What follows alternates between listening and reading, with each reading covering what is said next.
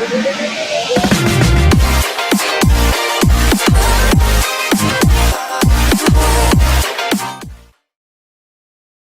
번째 이제 강의 들어가는데요. 불행의 원인 세 번째를 제거하라는 제목으로 1시간 동안 강의가 진행되었습니다. 이제 그 견고한 진에 대한 부분이에요. 여러분 아까 말씀드렸던 것처럼 사단이 우리 안에 견고한 진을 만들었다는 거죠. 죄를 심어 놓았다라는 건데요. 결국은 이제 우리가 그 견고한 진을 이제 무너뜨리는 시간들을 가져야 합니다. 이따가 이제 여러분들이 견고한 진에 대해서 나눠드릴 거예요. 그리고 나눠드리고 여러분들 체크를 쭉 하셔서 내가 지금 견고한 진이 무엇이 있는지 그것을 살펴보는 시간을 갖게 될 텐데요. 우리 그 김혜전 집사님하고 한나라 집사님 이게 뭔 소리가 지금 일강을 못 들으셔서 이제 뭐 나중에 강의 저걸 보내드릴게요. 링크 걸어서 1강의하고 2강의 보내드릴 테니까 보시고 이 안에 내용을 꼭 다 채우시면 좋겠습니다. 그래서 첫 수업하시는 날 선생님들한테 꼭 확인을 맡으세요. 이렇게 강의 들었다는 거 다 채우신 거 꼭 선생님들 우리 목사님들께서는 꼭 확인해 주시면 감사하겠습니다. 그러면 세 번째 이제 불행의 원인 세 번째를 제거하라. 견고한 진들을 무너뜨리라는 것인데요. 거기 보시면 육신의 소욕, 육신의 라이프 스타일, 부정적인 정서, 부정적인 패러다임, 그릇된 습관, 중독, 인본주의 수평문화, 마음의 상처, 이런 모든 것이 다 견고한 진이다라고 말씀을 드릴 수 있습니다. 그러니까 육신의 어떤 생각의 센터 안에서 우리들의 마음 가운데 사단이 심어 놓은 부분들이 바로 이렇게 정리되어 있는 것이죠. 그래서 여러분 사단은 영적 존재입니다. 본래 이들이 하나님을 섬기고 받들도록 창조되어진 천사장과 천사들이었지만 교만 때문에 타락해서 하나님을 대적하는 일을 하고 있습니다. 그래서 사단은 인간으로 하여금 하나님이 원래 창조하신 형상과 지위를 회복하지 못하도록 인간을 속이며 갖가지 계략을 이용 도적질하고 죽이고 멸망시킵니다. 특히 하나님의 백성들을 수단과 방법을 총동원해서 타락시켜서 자신의 노예로 삼아 영원히 멸망시키려고 하는 것이 가진 괴계를 다 부리고 있다는 것이죠. 그래서 원래 우리는 아까 처음에 말씀드린 것처럼 에드폰타스를 말씀드렸죠. 그래서 원래 우리의 지위, 원래 우리의 위치는 어디였어요? 하나님이었어요. 하나님의 형상, 하나님의 모양대로 우리가 창조되었고 하나님이 기뻐하신 하나님의 자녀요, 하나님의 백성요, 하나님의 아들, 딸이라고 말씀을 드렸습니다. 그런데 사단이 죄를 가지고 우리에게 들어와서 그 죄에 빠지게 했고 결국 우리 하나님 형상을 다 잃어버리게 되었죠. 그리고 정령 죽게 될 것이라고 말씀하신 그대로 죽음이 우리에게 찾아오게 되었다는 거예요. 영적인 하나님과의 단절 이루어지게 됐고요. 결국은 이 형상과 지위를 회복하지 못하고 우리를 여전히 속이고 거짓말해서 죽이고 멸망시키는 일에 앞장서는 것이 바로 사단의 역할이고 마귀의 역할이라는 것입니다. 그래서 여러분들을 수단과 방법을 가리지 않고 어떻게든 자기들의 노예로 삼아서 같이 영원한 불못으로 끌고 가려는 계략이 바로 이 사단의 전략이라는 것이죠. 그래서 인간의 모든 것을 도둑질하고 멸망시키기 위해 사단은 인간 내면의 견고한 진을 구축하여서 조정하게 됩니다. 그래서 여러분 사단이 구축한 이 견고한 진들을 결국 하나님의 복을 누리지 못하게 할 뿐 아니라 불행하게 하고 또 하나님께서 온 인류에게 몸부림치며 주고 싶은 모든 것들을 도적질해간다는 것입니다. 이번 과에서는 사단이 하는 일을 알아보고 사단이 구축한 견고한 진들을 발견하는 시간입니다. 여러분들이 이거를 중요하게 생각하시면 돼요. 여러분들이 사단이 어떤 일을 하고 있는지 이 부분을 알아보고요. 그리고 사단이 견고한 진을 구축했는데 그걸 여러분들이 발견하는 시간이에요. 그래서 여러분 들으시면서 내 안에 이런 부분이 있는가 없는가를 좀 점검해 보세요, 스스로. 근데 그렇다고 나에 이런 게 있습니다, 저런 게 있습니다. 그러면 얘기할 필요 없으세요. 들으시면서 내 안에 이게 몰랐는데 나도 모르는 사이에 사단이 여기다가 구축해놨구나, 성을 쌓아놨구나, 모든 것을 이렇게 차단시켰구나, 하나님으로부터 이렇게 단절시키려고 이런 것들을 내 안에 심어놨구나라는 것을 깨달으시면 돼요. 그래서 여러분 옛날 상처나 부모님으로부터 받은 어떤 상처들, 사람으로부터 받은 이런 상처 같은 이런 모든 것들도 치유를 받으셔야 돼요, 오늘. 그래서 마음 가운데 있는 어떤 부정적인 정서, 그런 어떤 정말 마음에 씻지 못할 상처들을 누구에게도 말 못하는 좀 깊숙이 있는 그 상처. 그러니까 뭐 프로이드가 얘기하죠. 그 의식은 5%밖에 안 되고 무의식은 한 95% 이렇게 밑에 숨겨져 있다라고 이야기합니다. 근데 문제는요, 이 무의식 속에 있는 어떤 그런 문제들이 나도 모르는 사이에 탁 튀어나올 때가 있어요. 그러니까 여러분들이 갑자기 분노하는 경우, 갑자기 화를 내는 경우, 나도 모르는 사이에 막 갑자기 막 이렇게 뭔가 팍 치밀어 오르는 그럴 때가 있으실 거예요. 근데 그럴 때는 대부분 뭐냐면 예전에 여러분들 가지고 있던 상처를 꾹꾹 눌러놨어요. 무의식 속에 다 밀어 넣었어요. 나도 모르는 사이에 그걸 다 이제 치운다고, 없앤다고 밀어 넣었던 거죠. 나도 모르는 사이에 무의식에 넣어놨는데 그 상황과 모든 그 어떤 거에 노출이 되면, 그 똑같은 비슷한 상황에 노출이 되면 내가 눌러놨던 그 상처들이 갑자기 팍 올라오는 거예요. 나도 어떻게 컨트롤할 수 없는 상황까지 놓이게 되고 그것이 폭발해가지고 엄한 사람한테 그게 다 쏟아 부어진다는 거예요. 그런 경험을 여러분 하시는 분들이 있을 거예요. 그게 상처가 치유가 되지 않았기 때문에 그럽니다. 그래서 그런 상처들을 오늘 주님 앞에 내어놓고 주님께 맡기는 그런 시간을 가질 거예요. 그래서 여러분이 마음에 있는 상처들, 이런 받은 어떤 아픔들, 그런 것들을 다 쏟아놓고 치유받고 회복받는 귀한 시간들을 오늘 가지게 될 것입니다. 그래서 부모로부터 받은 상처의 견고한 진들을 가지고 하나님 아버지께 나아가 치유받는 시간입니다. 오직 십자가 복음 안에서 성령님과 함께 사역하시는 예수님께로 견고한 진들을 가지고 나아가는 시간이다. 오직 성령님의 도움으로 견고한 진들을 예수님 앞으로 가지고 나아가 십자가 못 박는 시간이다. 그러니까 이게 우리의 힘으로 되는 게 아니고 성령께서 하셔야 가능합니다. 성령께서 여러분들 마음 움직이시고 여러분들의 마음에 있는 것들을 쏟아놓게 하시고 쏟아놓는 것들 과정을 통해서 이제 하나님께서 치유해 주십니다. 그래서 원래 심리학자들도 그래요. 상처를 대면하라고 그러거든요. 아픔을 계속 이거를 자꾸 이제 뒤로 넘기고 막 피하기 위해서 거기 대면하게 되면 아프거든요. 마음이 아파요. 그러다 보니까 그 상처와 아픔을 자꾸 이렇게 넘겨버려요. 그러니까 눌러버린다고 그럴까요? 이렇게 피한다라는 거죠. 아프니까. 근데 그러다 보면 계속해서 문제가 더 쌓이게 되는 역효과가 발생한다는 거죠. 그래서 그 상처와 대면하는 시간들을 갖고 그거를 하나님께 치유를 맡기는 그런 시간을 오늘 가질 생각입니다. 첫 번째 보시면 사단과 귀신이 하는 일. 아까도 읽었지만 요한복음 10장 10절을 보면 도둑이 오는 것은 도둑질하고 죽이고 멸망시키려는 것뿐이요 라고 말씀합니다. 그래서 여러분 예를 들어서 흰 종이가 있어요. 흰 종이가 있는데 여러분 흰 종이에다가 무엇인가를 쓰기 시작하면은 그 어떤 글들로 채워지잖아요. 그러니까 여러분들이 태어나서부터 지금까지 흰 종이에다가 여러분의 삶을 여러분이 이렇게 종이에다 쓰셨다고 생각하시면 돼요. 그러니까 지금까지 여러분들이 만들어진 과정이 뭐 40년을 살아오셔도 40년 동안 여러분이 쓰신 그 종이가 여러분들의 어떤 생각과 마음이 되는 것이고 50년이면 50년 동안 하신 거, 60년이면 60년 동안 그렇게 해오셨다라는 사실이에요. 종이 여러분들이 그렇게 다 쓰여지는데요. 결국 보고 듣고 여러분들이 체험하고 경험한 모든 것들의 결과가 오늘을 이루게 됐다는 거죠. 여러분들이 가끔 뭐 상처나 아픔이나 어떤 그런 것 때문에 쑥쑥 이렇게 나오는 부분들이 있어요. 근데 이것들이 우리의 삶을 이끌어가는 어떤 운전사의 역할을 할 때가 있다라는 거죠. 그래서 여러분 생각하지 않은 부분으로 이끌어가고 끌어가는 경험들이 있게 되는 것을 보게 됩니다. 그러니까 상처와 아픔들이 육신의 생각 센터에서 우리의 부분들을 이렇게 이끌어가는 경험들을 하게 된다는 거죠. 그래서 여러분들 이것들을 이제 우리가 좀 생각해 볼 시간을 가질 건데요. 두 번째 보시면 도둑질하고 죽이고 멸망시키려고 무엇을 구축하는가? 바로 견고한 지인을 구축한다라는 것이죠. 그래서 고린도후서 10장 4절을 보게 되니까 우리의 싸우는 무기는 육신에 속한 것이 아니요 오직 어떤 뭐라고요? 견고한 진도 무너뜨리는 하나님의 능력이다. 모든 이론을 무너뜨리며 라고 말씀합니다. 그러니까 쓰레기통을 치우는 거예요.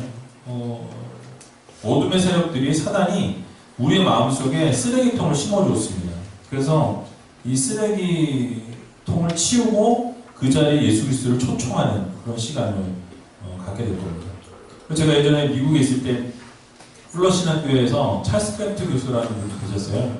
이분이 이제 원래 인류학자였는데 그 선교를 가서 선교지에서 보다 보니까 그 사단의 그 사역, 그 사단의 그 역사가 엄청 큰 데가 이제 이런 뭐라 그럴까 좀 후진국 힘든 그런 나라들을 보니까 진짜 사단들의 역사가 뭐 심하다는 거예요. 주술사들 이런 사람들 그런 역할들을 하는 걸 보면서 이제 본인도 이제 거기서 그때 선교사로 간 게 아니라 인류학자로 이제 그렇게 가서 인류학을 연구하면서 사람들을 관찰하다 보니까 이 어둠의 영이 막 쥐고 잡고 있는 것을 보게 되었다라는 이야기를 하셨어요. 그리고 본인이 이제 그래서 치유 사역을 하기 시작해가지고 이 치유 사역을 하다 보니까 그러니까 귀신을 쫓는 그런 사역들을 하셨다고 그러더라고요. 근데 보니까 귀신을 쫓아내는 사역이 막 뭐 나가라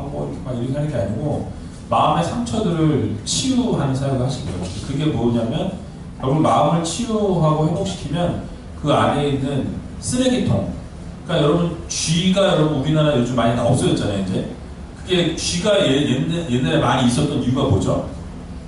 걔네가 먹을 수 있는 더러운 것들이 많이 있다 보면 그것 때문에 쥐들이 많이 생기게 되는 거죠. 그러니까 결국 그 더러운 쓰레기통을 치우게 되면 어둠의 세력들도 나간다라는 거죠. 그래서 여러분들 안에 있는 부정적인 정서들 아니면 어떤 상처들, 아픔들 이런 쓰레기통이 다 제거가 되면 어둠의 권세들이 거기에 붙어있던 것들이 다 떨어져 나간다는 거예요. 그런 이론을 얘기하시면서 쓰레기통 뭐 이제 그 얘기를 하시면서 뭐 여러 가지 얘기를 하셨는데 제가 시간이 없어서 그걸 다 설명을 못 드리지만 결국은 마음에 있는 상처와 아픔과 어떤 이런 것들을 치유하고 하나님 앞에 쏟아놓는 시간을 여러분들 꼭 오늘 가지셔야 한다는 것입니다. 그래서 세 번째 보시면 사단이 구축한 견고한 집은 이 육신의 생각 덩어리 안에 존재합니다. 사람이 태어나서 오감을 통해서 아까 말씀드린 것처럼 보고 듣고 느끼고 생각하고 경험한 것, 냄새 맡고 뭐 들은 것, 맛본 것 이런 오감의 감각을 통해서 습득되어진 생각 덩어리라는 게 생겨요. 여러분 그렇죠? 여러분들이 습득해온 10년 동안, 20년 동안, 30년 동안 또는 4, 50년, 60년 동안 여러분들이 살아오면서 경험한 것들, 그 오감으로 여러분들이 받아들였던 것들을 통해서 생각의 덩어리들이 형성된다는 거예요. 여러분들이 나만의 어떤 그런 공간, 나만의 생각, 여러분들만의 어떤 그런 특징들이 여러분들 안에 쌓여져 왔다라는 거죠. 그래서 그 생각 덩어리가 결국 여러분들 지배하고 여러분을 이끌어 가게 된다라는 것입니다. 그래서 여러분 이 육신의 생각 덩어리 안에 사단이 구축한 견고한 진이 존재한다라고 이야기하는데요. 로마서 8장 6절을 보게 되면 육신의 생각은 사망이요 영의 생각은 생명과 평안이라고 말씀하죠. 여기서 말하는 육신의 생각이라는 것은 잠시 떠오르는 생각이나 느낌이 아니고 그 사람을 이끌어가는 운전사, CEO의 역할을 감당한다는 거죠. 여러분 옛날에 인사이드 아웃이라는 영화 보셨나요? 그 만화로 이렇게 보신 분? 몇 분 안 계시네요. 애들이 있는 분들은 보셨을 것 같아요. 디즈니 만화였나요? 그래서 저도 이제 애들이 보고 싶다 해서 미국에서 알아듣지도 못하는 영화로 봤는데 하여튼 그림만 봐도 무슨 말인지 이해는 좀 되더라고요. 그게 결국엔 어떤 마음의 어떤 상처 아니 그런 에너지 이제 이런 것들하고 두 개 슬픔 좋은 기억, 추억, 메모리들이 이제 쌓이는 것들에 대해서 이제 그 얘기가 나오는데요. 결국은 우리가 우리 속에 있는 어떤 생각 그런 것이 우리의 삶을 결국은 결정한다라는 것인데요. 이 복 있는 사람들에 대한 말씀 시편 1편 1절에서 4절을 보게 되면 육신의 생각, 육신의 소욕을 따르고 육신 안에 있는 사람들은 복 있는 사람이 될 수 없다라는 거예요. 악인의 길을 따르지 아니하고 죄인의 길에 서지 아니하고 오만한 자들의 자리에 앉지 아니하는 사람이 복이 있다라고 말씀하죠. 육신의 생각을 따르지 않고 육신의 소욕을 따르지 않는 자들이 복이 있다라는 말씀이에요. 그러니까 결국 그 복 있는 사람들은 어떤 사람들입니까? 하나님의 말씀, 율법을 즐거워하고 그 율법을 주의하고 아침 저녁으로 묵상하는 사람이라고 말씀하죠. 그러니까 그들이 갇혀있는 것은 어디입니까? 하나님의 말씀이에요. 하나님의 말씀 안에 날마다 그 말씀을 따라서 말씀에 이끄신 대로 말씀이 말씀하는 곳에 가고 멈추라는 곳에 멈추는 그런 삶을 살아가는 것이 영적 삶, 영에 붙잡힌 바 된 삶을 살아간다는 것이죠. 그래서 그러한 삶을 살아가는 자들은 열매를 많이 맺고 잎사귀가 마르지 아니한다. 그 결국은 모든 일에 다 형통한다라고 말씀합니다. 근데 반대로 육신의 소욕에 갇혀있고 육신의 생각을 따르는 자들은 바람에 나는 겨와 같은 삶을 결국 살게 된다라고 결론을 맺고 있습니다. 그래서 시편 1편에서는 육신의 생각, 즉 운전사를 악인에게 죄인에게 오만한 자의 자리라고 표현합니다. 그리고 성령의 생각을 여호와의 율법이라고 표현하고 있어요. 왜냐하면 성령의 생각과 뜻이 글로 표현된 것이 바로 율법이기 때문에 그렇습니다. 바로 이것이 말씀이죠. 성경 말씀은 우리를 행복하게 하는 행복 매뉴얼입니다. 그 행복 매뉴얼의 성경이 우리를 운전해 가면 시냇가에 심은 나무와 같이 되어진다는 것이죠. 그런데 성령의 생각과 다른 육신의 생각 덩어리가 나를 운전하게 되면 결국 나는 바람에 나는 겨와 같게 된다라고 말씀합니다. 이런 측면에서 보게 될 때 우리를 가장 비참하게 하고 불행하게 하고 우리를 이끌어가는 육신의 생각 덩어리 안에 다양한 견고한 진들이 존재한다라는 거죠. 그러니까 여러분들의 생각 그 덩어리 안에 지금 견고한 진들이 쌓여있다는 거예요. 수많은 견고한 진들이 쌓여있다는 거죠. 존재하고 있다는 거죠. 그러니까 육신의 생각을 따라 살게 되면 결국 그 생각 안에 갇혀서 우리가 살아가게 되고 영적인 것을 따라가게 되면 하나님이 기뻐하시는 복의 삶을 살게 되고 형통한 삶을 살게 된다라는 것이 바로 이 본문의 결론인 것입니다. 그래서 결국 여러분 성령의 9가지 열매들을 말씀하잖아요. 그래서 성경대로 살고 말씀대로 살게 되면 이러한 9가지 열매를 맺게 되고요.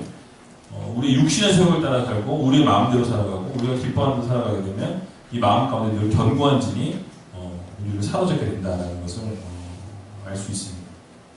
그래서 운전대를 누가 잡아야 돼요? 내가요? 하나님이 잡으셔야 돼요.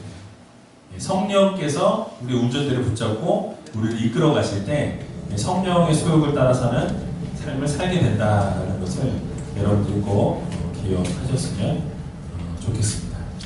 자, 그러면 이 육신의 생각 덩어리 집사님 다시 오셨어요? 어떻게 오셨어요?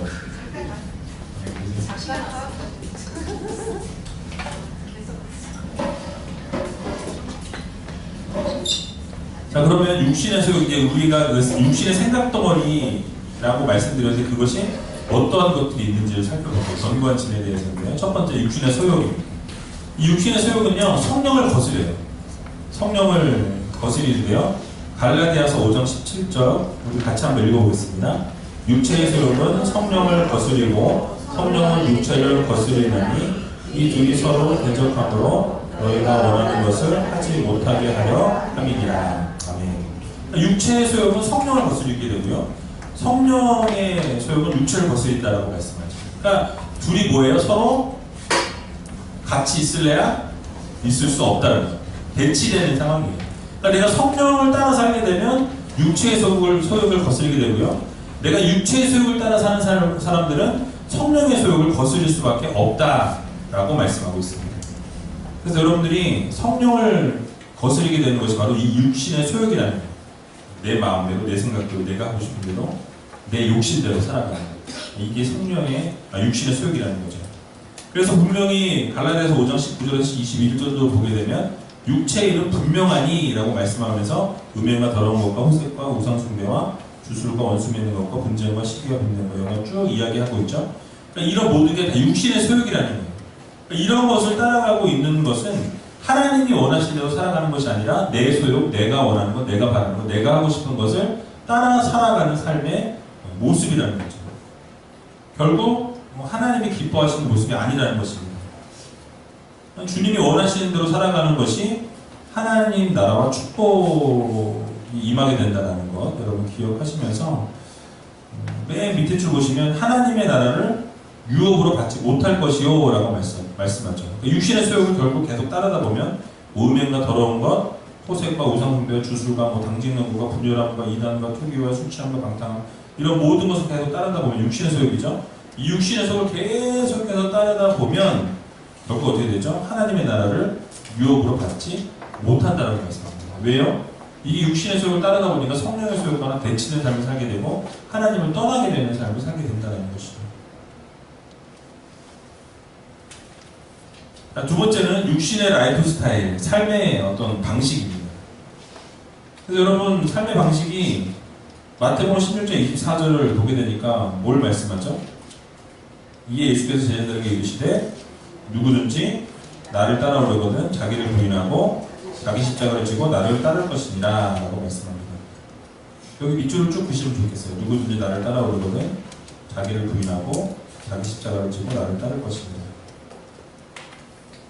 우리 자신을 부인하는, 여러분 자기를 부인하는 게 뭡니까?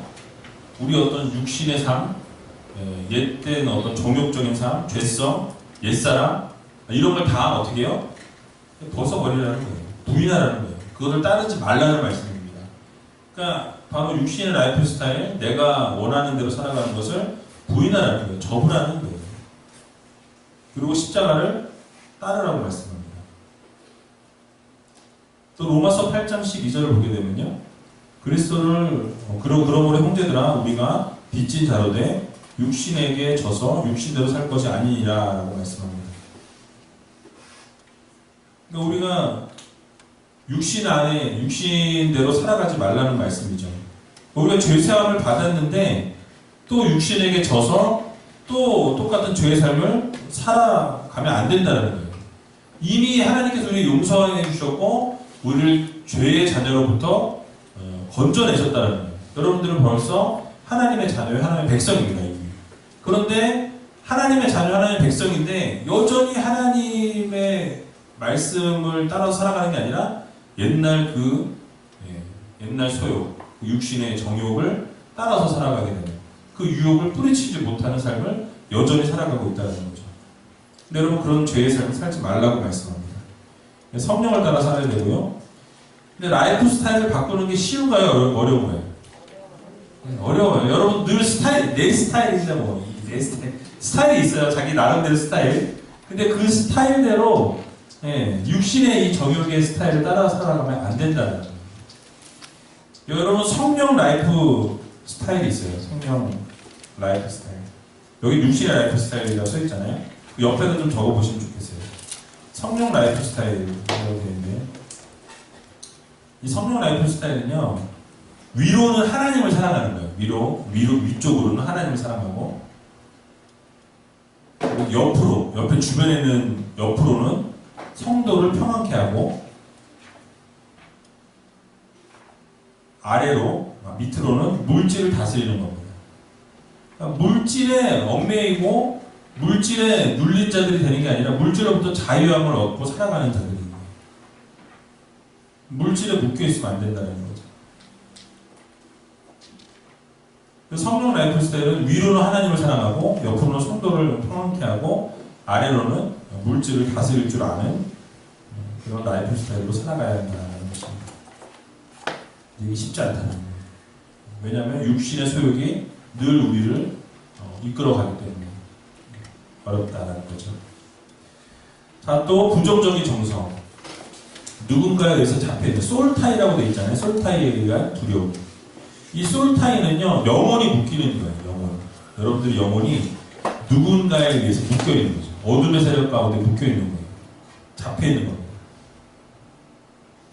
그러니까 이단들의 특징이에요. 이단들이 솔타이를 많이 해요. 네가 만약에 여기서 나가면 너는 어떻게 된다? 죽게 된다.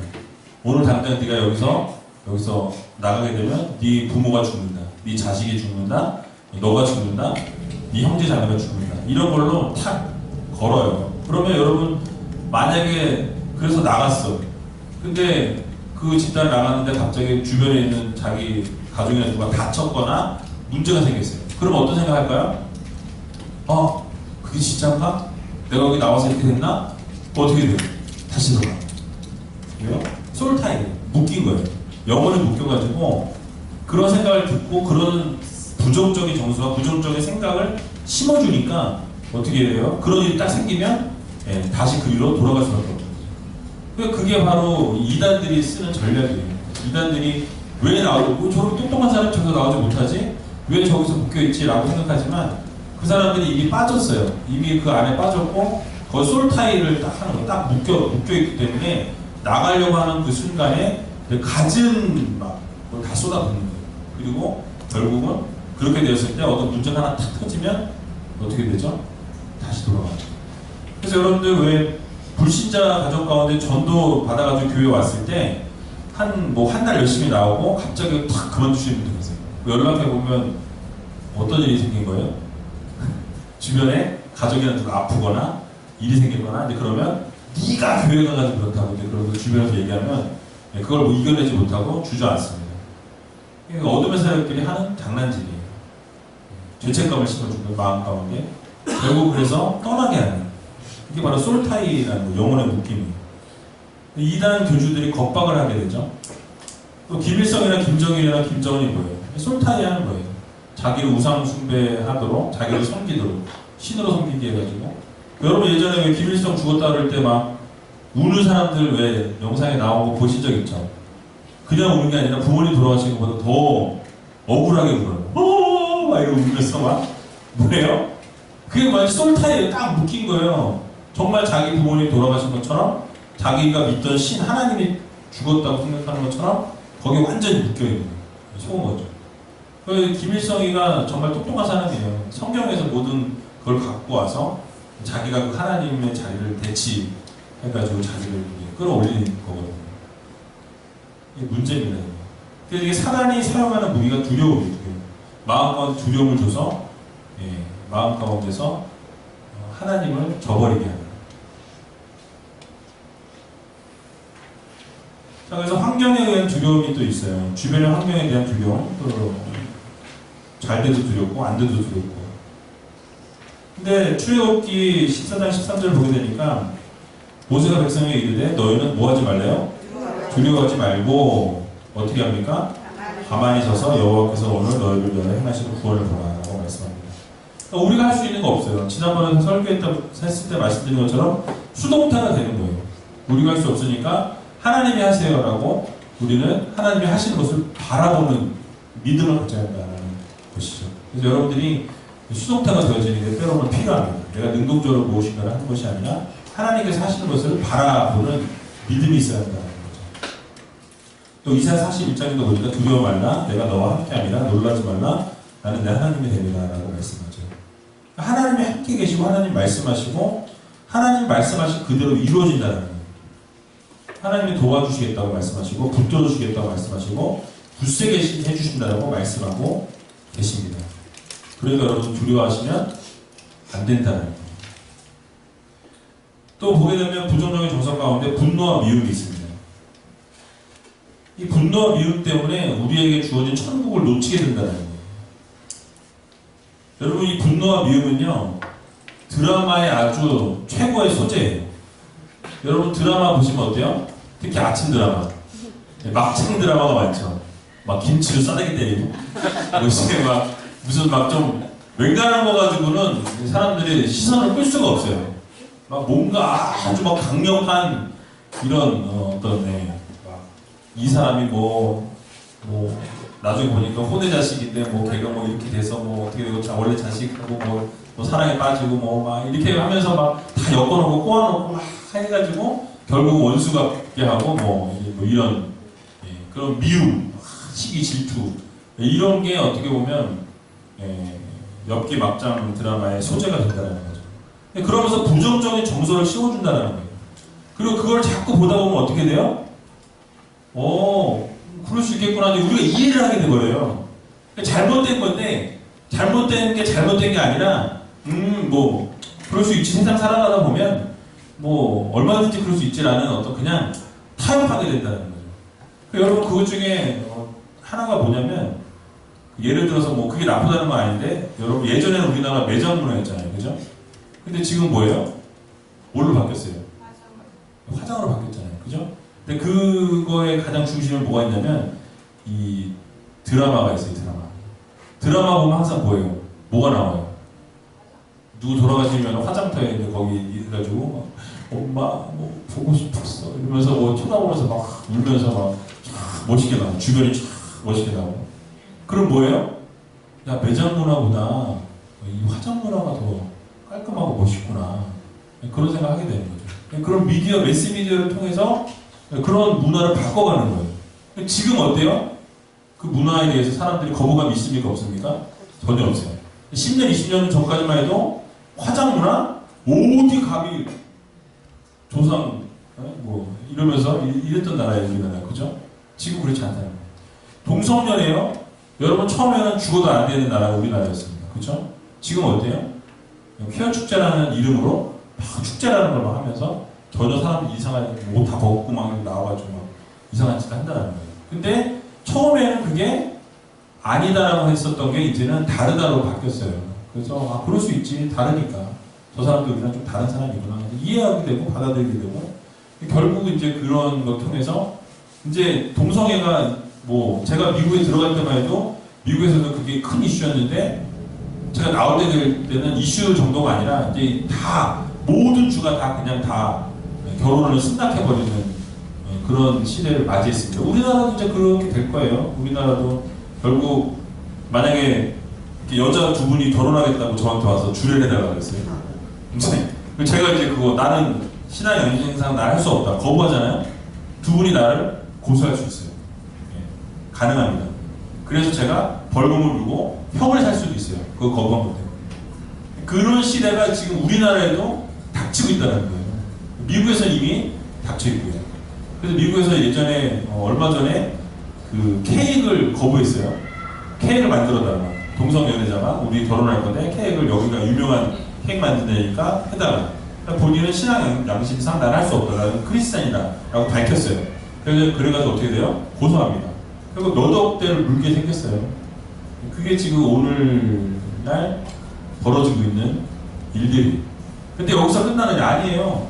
그때 뭐 여러분들 작년이었나요? 그 이태희 목사님 오셔가지고 말씀 전해주시면서 그 기독교 생각관에 대해서 말씀하셨거든요. 근데 그때 얘기했던 게 동성연애가 다가 아니라는 거죠. 동성연애 그 뒤에 동성연애가 타석에서 안타를 치고 나가면 그 다음에 뭐 시체 성애자, 뭐 무슨 뭐 애기들, 어린애들 그런 성애자, 뭐 별의별게 지금 수가 동물하고 그런 것들이 다 지금 뒤에 이렇게 쭉 서서 타석을 기다리고 있어요. 그게 지금 외국은 지금 그렇게 지금 되고 있거든요. 근데 그게 우리나라로 또 들어오게 될 거고, 그게 더 빠르게 이제 우리나라 그런 받아들이는 건 엄청 빨라요. 그래서 이게 심각한 문제라는 거죠. 동성연애도 지금 많이 포장이 됐어요, 이미. 그래서 그냥 뭐 그럴 수 있지. 뭐 남자 여자 뭐 사랑하면 그럴 수 있지 않겠나라는 것이 오늘날의 흐름으로 바뀌었다는 거예요. 미디어의 이게 상당히 무서운 거예요. 미디어를 통해서 그런 것들이 계속 나오다 보면 언젠가는 그것을 그냥 받아들이게 되는 일들이 생긴다는 것이죠. 자, 그래서 여러분 에베소서 보게 되면 분을 내어도 죄를 짓지 말며 해가 지도록 분을 흠지 말고라고 말씀하죠. 그 마태복음에 보게 되면 베드로가 몇 번이나 용서해 주어야 되냐라고 물을 때 7번뿐만 아니라 7번을 70번이라도 할지니라 라고 주님께서 용서를 하라는 말씀이시죠. 용서하지 못해서 분노와 미움이 쌓인다는 거예요. 그래서 여러분을 위해서 용서하는 거예요. 여러분 스스로를 위해서 여러분 용서하지 못할 사람이 혹시 지금 머리에 떠오른 사람이 있다면 그 사람도 오늘 용서하는 그런 시간이 되었으면 좋겠습니다. 그래서 이 백동조 목사님이 지난번에 우리 교회에 와서 부흥회 하셨는데 그분들이 그 사투리로 구수하게 욕을 잘하시잖아요. 여기서 이제 분노와 미움이 있을 때 분노하는 일이 있으면 욕 테라피를 써요. 욕 테라피. 욕 테라피를 어떻게 쓰냐면 개 같은 놈. 그러면서 욕을 한번 딱 하고 다 잊어버려야 됩니다. 용서하고 끝내라고 이야기합니다. 그러면 분노와 미움이 사라집니다. 여러분들이 혼자 있을 때 또 아무 데나 막 다니면서 욕하고 다니시면은 우리 재밌교회라고 다 알고 있는데 욕하고 다니면 교회 다니면서 욕을 저렇게 막 이러면 안 되니까 집에서 조용히 욕실에서 아무도 없을 때 거울 보고 여러분 혼자서 욕을 하시기 바랍니다. 들으시기 욕하면 안 되고 누구한테 써가지고 막 뭐 이메일 보내고 막 뭐 쌍시원 막 보내고 막 그러시면 안 돼요. 절대 안 됩니다. 목사님 욕해도 된다고 했어. 그래서 여기저기 다니시면서 또 이상한 가짜뉴스 만드셔가지고 하시면 절대 안 된다는 게 기억하시면 좋겠고요. 자, 그러면 이제 우월감과 교만, 다음 페이지 넘기시면요. 우월감과 교만이라고 되어 있죠. 여러분, 우월감에 사로잡히게 되면은 행복은 끝나게 됩니다. 우월감과 교만이 결국은 원망하게 된다는 것이죠. 그래서 우리가 하나님 나라를 누리지 못하게 하고요. 이 우월감과 교만을 통해서 결국은 하나님이 기뻐하지 않는 모습으로 서게 된다는 것을 기억하셨으면 좋겠고요. 또 우리의 마음 가운데 열등감이 있어요. 열등감. 그래서 우리가 안악자선을 보면서 이스라엘 그 정탐꾼들이 뭐라고 그러세요? 우리가 스스로 보기에도 메뚜기 같다라고 얘기해요. 메뚜기 작전이에요. 메뚜기 작전. 그래서 이 사단은요, 메뚜기 작전을 씁니다. 여러분들이 스스로 열등하게 만들어요. 난 아무것도 안 해. 나는 아무것도 아닌 존재라고 생각하게 한다는 거예요. 또 원망하게 합니다. 남을 원망하게 한다는 거죠. 그들 가운데서 어떤 사람들이 원망하다가 멸망시키는 자에게 멸망한다는 거라고 말씀하죠. 또 염려하게 합니다. 이게 사단이 가장 많이 사용하는 방법이에요. 염려하는 거. 염려, 걱정, 슬픔. 사람이 망가집니다. 주님께서 분명히 염려를 다 맡기라고 말씀하셨어요. 염려는 치유받아야 한다는 거죠. 그래서 여러분 오늘 여러분들 마음속에 있는 이 견고한 짐, 그거를 쓰레기통에다 다 담으셔서 버리셔야 돼요. 쓰레기통은 여러분 용도가 뭐죠? 쓰레기 버리는 거예요. 쓰레기를 마음속에 안고 살아가고 계신 분 있으세요? 나는 이 쓰레기통을 내가 갖고 있을 거야. 쓰레기통은 절대 버리지 않을 거야 하고 이렇게 쓰레기통을 가지고 다니시는 분 있으세요? 돌아다니시면서 쓰레기통을 같이 들고 다니면서 생길 때마다 쓰레기통을 갖고 없잖아요. 그죠? 쓰레기통의 용도는 버리는 거예요. 그래서 여러분들이 그 마음 가운데 있는 이런 아픔들, 절망들, 낙심들, 열등감들, 우월감, 교만함, 염려들 다 쓰레기통에 집어넣어서 맡기신 것을 통해서 해결되어야 한다는 거죠. 그러니까 그것을 누구에게 맡기는 거예요? 주님께 맡기는 거예요. 주님께 우리의 염려, 열등감, 근심, 걱정 다 맡기라는 말씀입니다. 슬픔이라고 오른쪽에 되어 있는데요. 슬픔은 염려 사촌입니다. 염려의 사촌이다. 그래서 여러분 슬퍼하는 것을 통해서 우리의 마음을 무겁게 한다는 거예요. 어둠의 세력들이. 긍정적인 우리가 마음을 가져야 돼요. 슬픔보다는 기쁨. 슬픔을 대신할 찬송의 옷으로 부르짖음을 대신하시고 라고 말씀하죠. 네 번째 견고한 진리는 부정적인 패러다임입니다. 그러니까 모든 것을 부정적으로 보시는 분이세요. 여러분들 아마 이렇게 주변에 있는 친구들이나 옆에 있는 분들 중에 얘기를 나누다 보면 항상 부정적인 것만 얘기하시는 분이 계세요. 뭘 얘기해도 부정적이에요.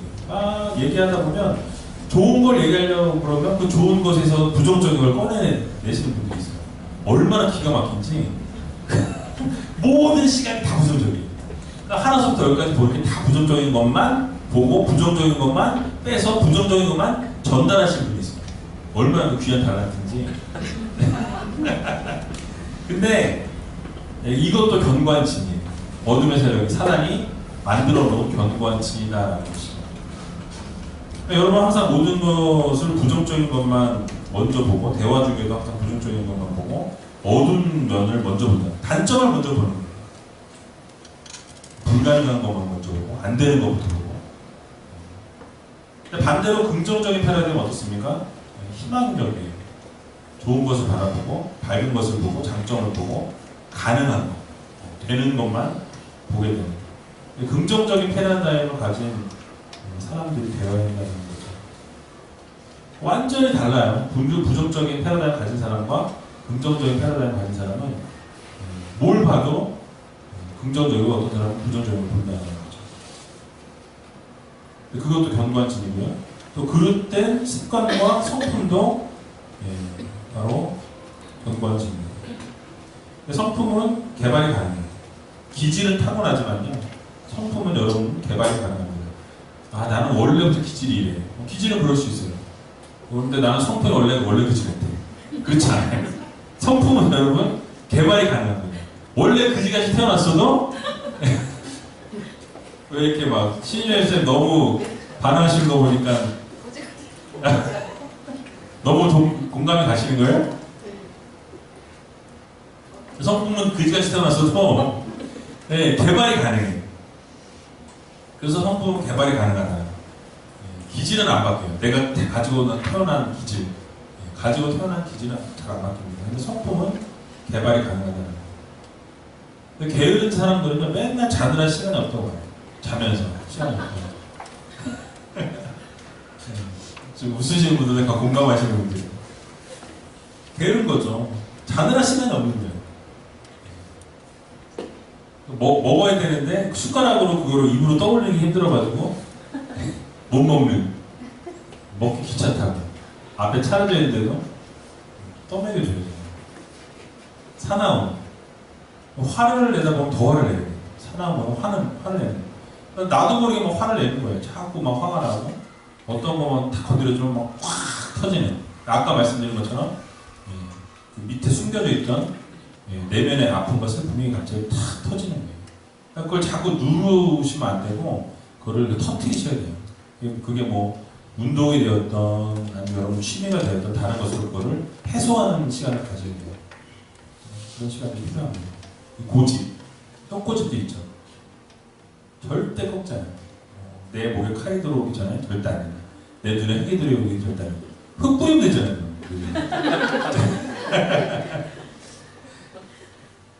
그러니까 고집도 자기가 세운 거예요. 자기가 만들어낸 거죠. 여러분 중독도 마찬가지입니다. 중독도 스마트 중독, 게임 중독, 일 중독, 여러 가지 뭐 미디어 중독, 중독이 많아요. 그러니까 내가 막 그거를 안 하면 손이 떨려요. 그거 안 하면 불안해요. 중독이에요. 중독이 됐다고 볼 수 있어요. 무엇인가 내가 중독된 것 같으면 그걸 한번 끊어보세요.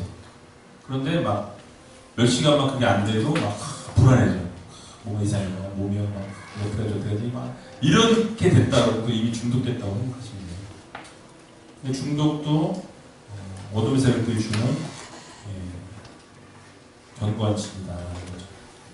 뒤에 보시면 인본주의 수평문화, 자기중심주의 문화, 쾌락 문화, 무상숭배 문화가 이 인본주의 수평문화의 중심인데요. 그러니까 자기중심주의 문화입니다. 개인주의 거예요.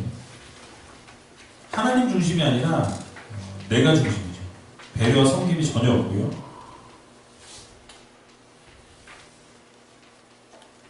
내가 최고입니다. 나 중심으로 세상이 돌아가는 거예요.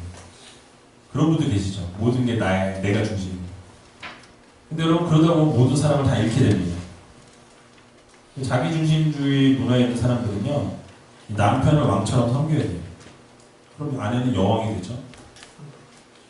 남편을 종처럼 부려보세요. 아내도 종이 됩니다. 간단한 원리예요.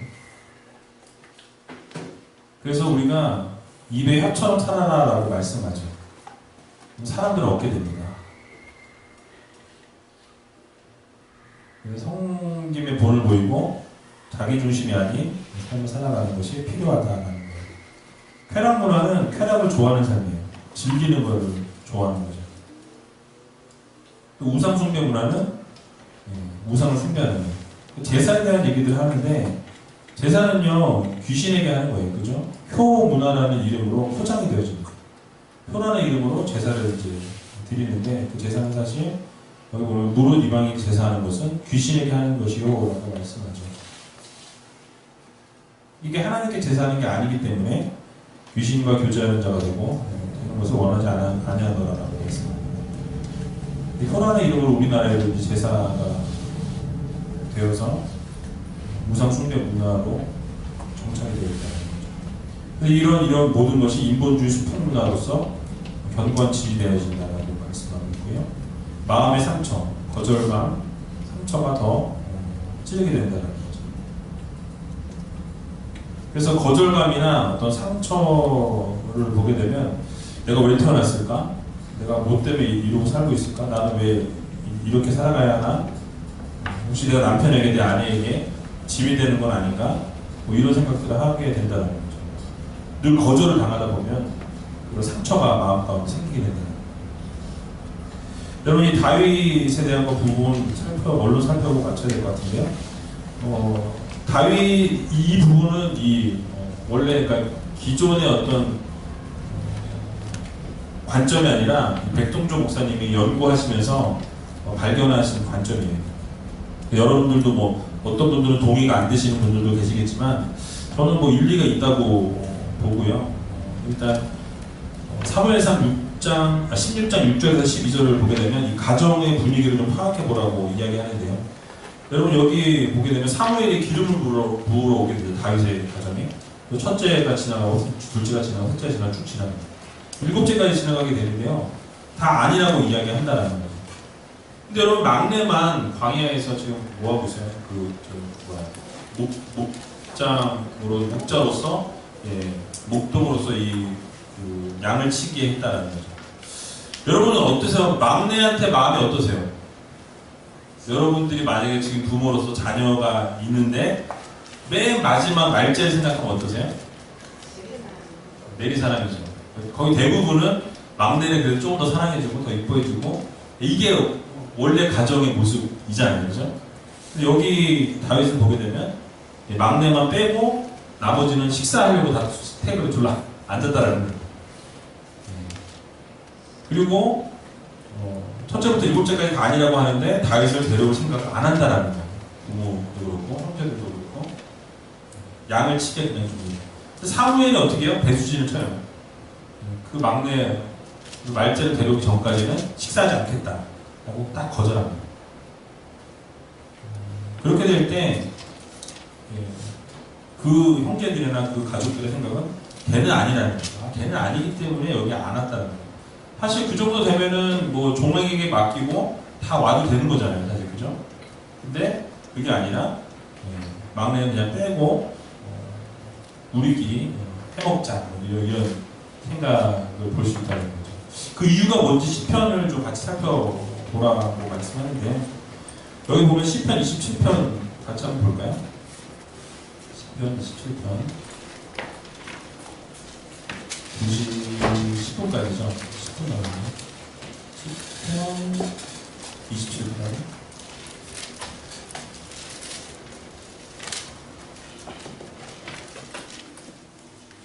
27편 10절 같이 한번 읽어보겠습니다. 내 부모는 나를 버렸으나 여호와는 나를 영접하시리이다. 내 부모는 나를 버렸지만 하나님은 나를 사랑해 주시고 나를 영접해 주신다라고 말씀하죠. 그러니까 왜 버림을 받았을까? 언제 버림을 받았을까? 어떻게 버림을 받았을까? 이 구절만으로는 언제 어떻게 왜 버림을 받았는지를 알 수 없습니다. 그런데 여러분 일단 하나 알 수 있는 것은 버림을 받았으니까 어때요? 마음이 상처가 있을까 없을까요? 있다는 거예요. 상처가 있고 큰 부모로부터의 거절감이 이 다윗의 마음에 있었다라는 것을 알 수가 있습니다. 자, 51편 5절을 한번 볼까요? 51편 5절.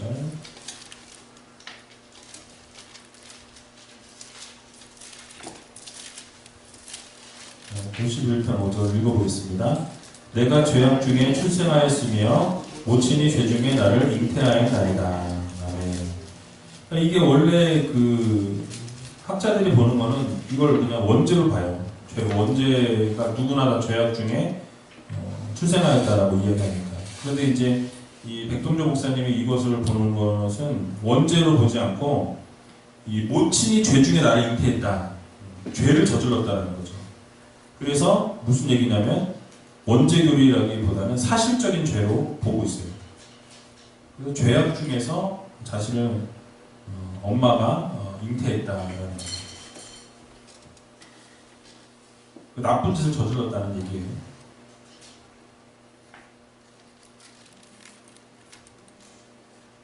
그리고 시편 35편 44절을 보게 되면 내가 나의 친구와 형제에게 행함같이 저에게 행하였으며 내가 굽히고 슬퍼하기를 모친을 곡함같이 하였도다. 모친이 곡함처럼 슬퍼하였다라고 이렇게 말씀합니다. 이렇게 슬퍼하고 이렇게 모친이 죄 중에 잉태했다라고 말씀하는 이유가 그 뒤에 시편 69편 8절에 나옵니다. 같이 읽어볼게요. 69편 8절 같이 읽어보겠습니다. 내가 내 형제에게 객이 되고 내 모친의 자녀에게는 외인이 되었나이다. 여러분 뭐라고 얘기하죠? 내 형제에게는 객이 되었고 내 모친의 자녀.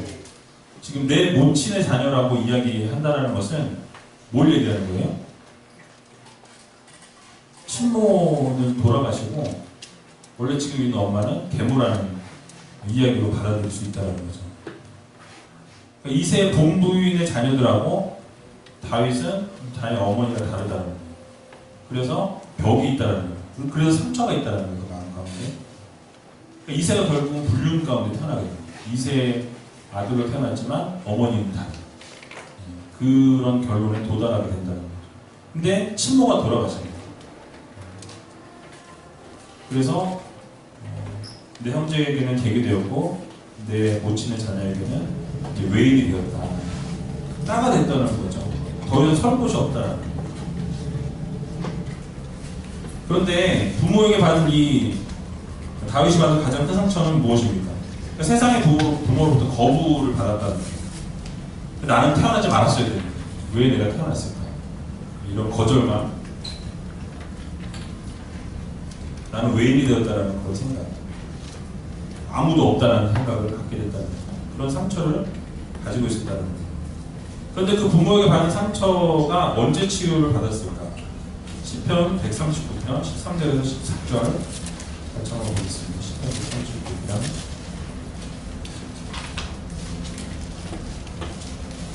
13절에서 14절 같이 읽어보겠습니다. 시작. 주께서 내 전부를 지으시며 나의 모태에서 나를 조직하셨나이다. 내가 주께 감사하오는 나를 지으시니 신묘막측하시니라. 주의 행사가 기이함을 내 영혼이 잘 아나이다. 아멘.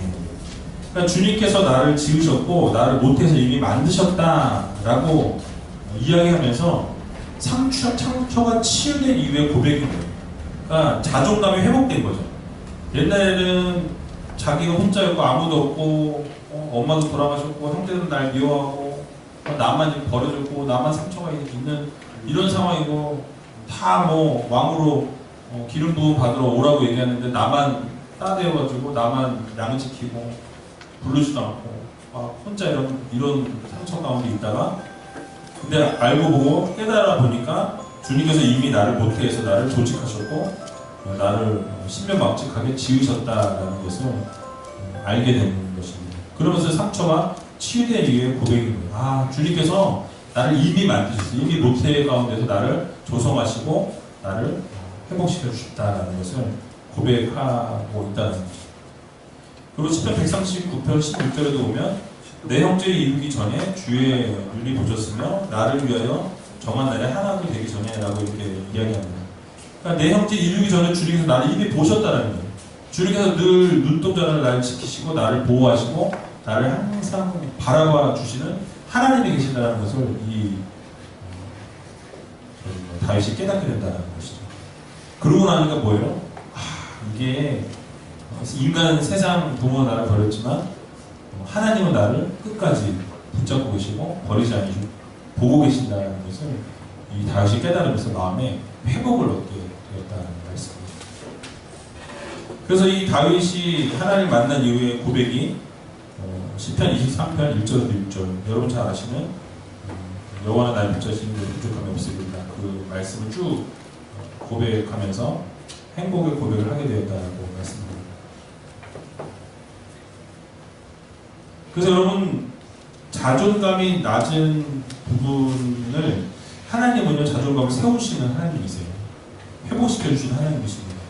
그래서 하나님께서는 외모를 보지 아니하시고 사무엘상 16장 17절에 보면 중심을 보신다라고 말씀합니다. 그래서 이에 사람을 보내어 그를 데려오며 그의 빛이 붉고 눈이 빼어나고 얼굴이 아름답더라. 여호와께서 이르시되 이니 이가 그니 일어나 기름을 부으라라고 말씀하십니다. 외모를 보실 것보다 중심을 보시고 여기 얼굴이 아름답더라라고 하는 것은 토고하였다, 행복한 얼굴이었다라고 이렇게 선포하시는 거예요. 그러니까 하나님께서 쓰시고자 할 때는 먼저 하나님께서 치유하시고 회복시키신 이후에 사용하신다는 거예요. 다윗을 하나님께서 그 마음 가운데 있었던 상처 아픔을 치유하시고 회복시키시고 이제는 부르셔서 하나님의 종으로 삼으시게 되었다는 거죠. 자, 결국 다윗을 침몰시키려고 했던 견고한 죄를 누가 깨뜨려 주신 것입니까? 하나님이 깨뜨려 주신 거예요. 내가 너 이미 너의 모태 형질이 이루기 전부터 내가 너를 지켜보고 있었어. 너를 바라보고 있었어. 그리고 이미 내가 너를 조성하고 만들고 내가 못해서부터 이미 하나님이 계획하시고 섭리하시고 모든 것을 주관하셔도 하나님이 말씀하시는 거예요. 이미 디자인하셨다는 거죠. 너를 통해서 할 일이 있다라는 거예요. 너를 통해서 계획이 있다고 하나님이 말씀하시면서 자존감을 높여주시고 회복시켜 주실 거예요. 견고한 진을 다 깨뜨려 주셨다는 거죠. 여러분, 견고한 진이 만약에 깨뜨리지 않았다면 다윗의 미래는 어땠을까요? 어두울 수밖에 없습니다. 어두울 수밖에 없다. 자, 그럼 당신에게는 이런 견고한 진, 상처가 없는가?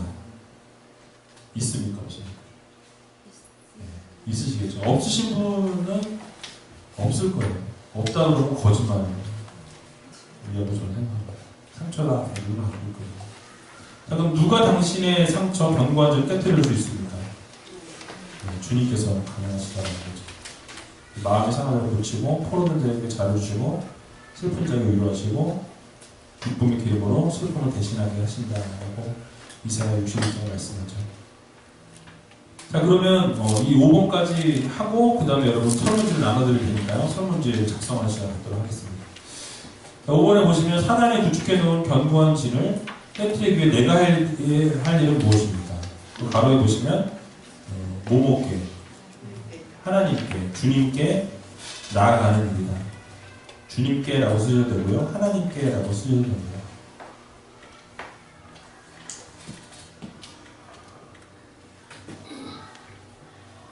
성경에 이르되 누구든지 그를 믿는 자, 그가 누구예요? 예수 그리스도죠. 그를 믿는 자는 부끄러움을 당하지 아니하리라라고 말씀하십니다. 예수 그리스도를 부르는 자는 모든 사람에게 부유하시리라라고 말씀하죠. 또 두 번째, 예수님께 뭘 토하라? 네, 마음을 토하라라고 말씀합니다.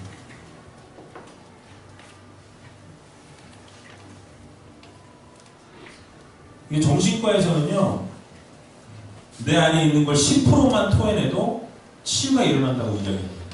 그러니까 내 마음속에 꽁꽁 감추어뒀던 것들이 토해내지고 이렇게 언어로 드러내면 결국 회복이 일어난다. 그래서 마음에 있는 것을 토하라고 시편 62편 8절에도 말씀합니다. 그러니까 담아놓고 살지 말라는 거예요. 다 토해.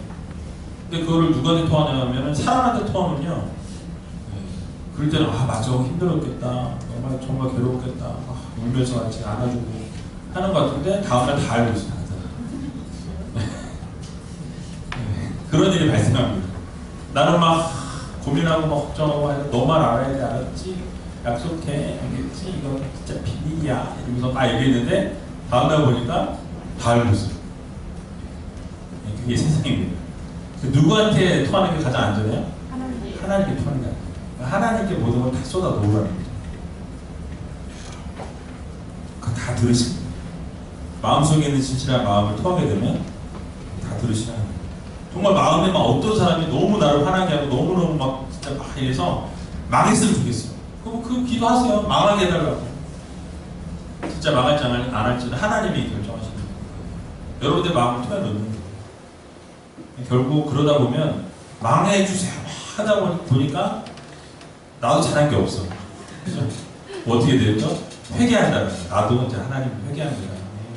기도하다 보면, 기도가 깊게 들어가 보다 보면 결국 내 죄를 쏟아놓는 시간이 이루어진다는 거예요. 하나님 앞에 기도하고 회개하고 돌이키는 시간으로 우리가 나아가게 하신다는 거예요. 여러분 그 시간들을 꼭 오늘 가지시기 바랍니다. 세 번째, 나는 죽고 주님과 함께 살라라고 말씀합니다.